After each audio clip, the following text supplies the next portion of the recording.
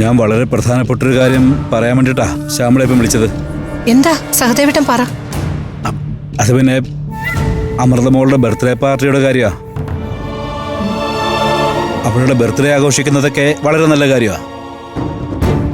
അതിലെനിക്ക് ഒരുപാട് സന്തോഷമുണ്ട്. പക്ഷേ എന്താ എന്തു പറ്റി സഹദേവേട്ടാ? അമൃതമോളുടെ ബർത്ത്ഡേ ആഘോഷിക്കാൻ കലാവധി മുന്നിട്ടിറങ്ങിയതിൽ എനിക്ക് ഇത്തിരി ടെൻഷനുണ്ട്. എന്താ ശ്യാമളയുടെ അഭിപ്രായം? പണ്ടായിരുന്നെങ്കിൽ സഹദേവേട്ടൻ പറഞ്ഞ കാര്യത്തിനോടെ എനിക്ക് വലിയ യോജിപ്പുണ്ടായേനെ. പക്ഷെ ഇപ്പൊ അങ്ങനെയല്ല. അല്ല, അത് കലാവധി പഴയ ആളല്ല. അവള് വല്ലാതെ മാറിയിരിക്കുന്നു. അത് കലാവധിയെ ശ്യാമളയ്ക്ക് നന്നായിട്ട് അറിയാഞ്ഞിട്ടാ. കാര്യസാധ്യത്തിന് വേണ്ടി ഓന്തിനേക്കാൾ സ്പീഡിൽ നിറമാറുന്ന ആളാവള്. അതല്ല സഹദേവേട്ടാ, ഞാൻ എന്റെ അനുഭവത്തിന്റെ വെളിച്ചത്തിൽ ഈ പറയുന്നേ. എനിക്കും അഖിലയ്ക്കും കലാവധിയിൽ നിന്ന് വളരെ നല്ല അനുഭവങ്ങൾ ഉണ്ടായി. എന്റെ ഭർത്താവിന്റെ സ്വഭാവം സഹദേവേട്ടന് അറിയാമല്ലോ. അയാൾ അഖില മോളോട് വളരെ മോശമായിട്ട് പെരുമാറി. എന്നെ എന്റെ ഈ വീട്ടിൽ കയറാൻ സമ്മതിച്ചില്ല. പക്ഷേ കലാവധി വന്ന് അയാളെ ഭീഷണിപ്പെടുത്തിയതിനു ശേഷമാ എനിക്ക് എന്റെ വീട്ടിൽ കയറാൻ സാധിച്ചത്. അഖിലമോളുടെ കാര്യത്തിലും കലാവധി അയാൾക്ക് നല്ല താക്കീത് കൊടുത്തിട്ടാ പോയത്. അല്ല, ശ്യാമള പറഞ്ഞതൊക്കെ ശരിയായിരിക്കാം. പക്ഷേ കലാവധി എനിക്ക് അങ്ങോട്ട് ഉൾക്കൊള്ളാൻ പറ്റുന്നില്ല. അതുകൊണ്ട് ഈ ബർത്ത്ഡേ ഫംഗ്ഷന് വരണ്ടാന്ന് തന്നെ എന്റെ തീരുമാനം. അയ്യോ, അങ്ങനെ പറയല്ലേ. സഹദേവേട്ടൻ വരാതിരുന്ന അത് അമൃതമൊക്കെ വലിയ സങ്കടമാവും.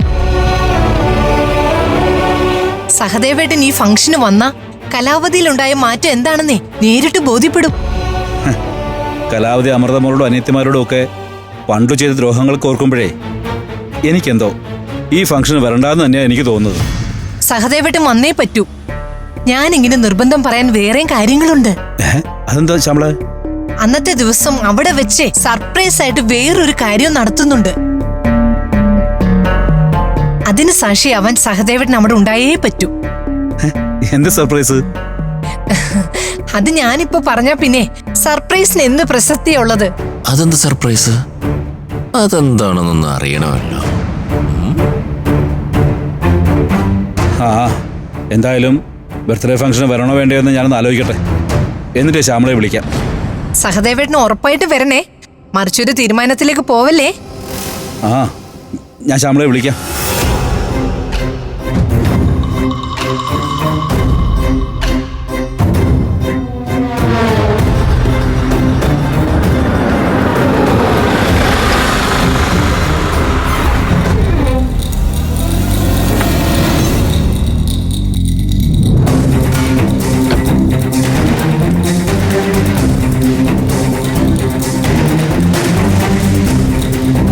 സഹദേവൻ എന്താ ഇങ്ങനെ മിഴിച്ചു നോക്കുന്നേ?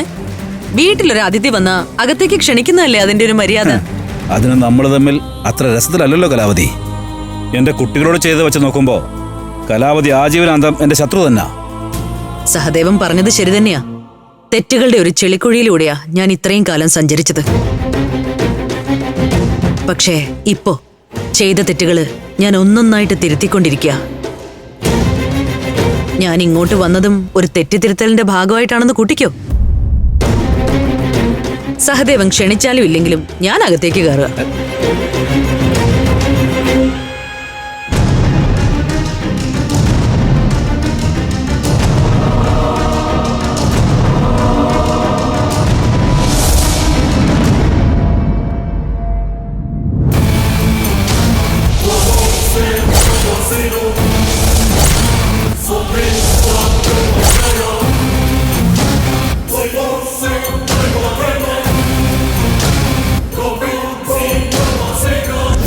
ഗൂഢാലോചന എന്ന് പറയുമ്പോ ഒരാള് ഒറ്റയ്ക്കല്ലല്ലോ ഈ പ്ലാനിംഗ് ഒക്കെ നടത്തുന്നത്. അംബികയും സുമേഷും ചേർന്ന.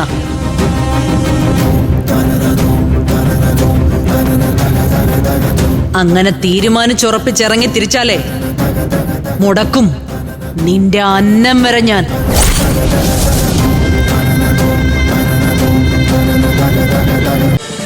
ഫ്ലവേഴ്സ് ഒരുക്കുന്ന കാഴ്ച വസന്തം യൂട്യൂബിൽ പ്രേക്ഷകർക്ക് ലൈവായി കാണാം. ഫ്ലവേഴ്സ് കോമഡിയിൽ ജോയിൻ ചെയ്യൂ, ആസ്വദിക്കൂ.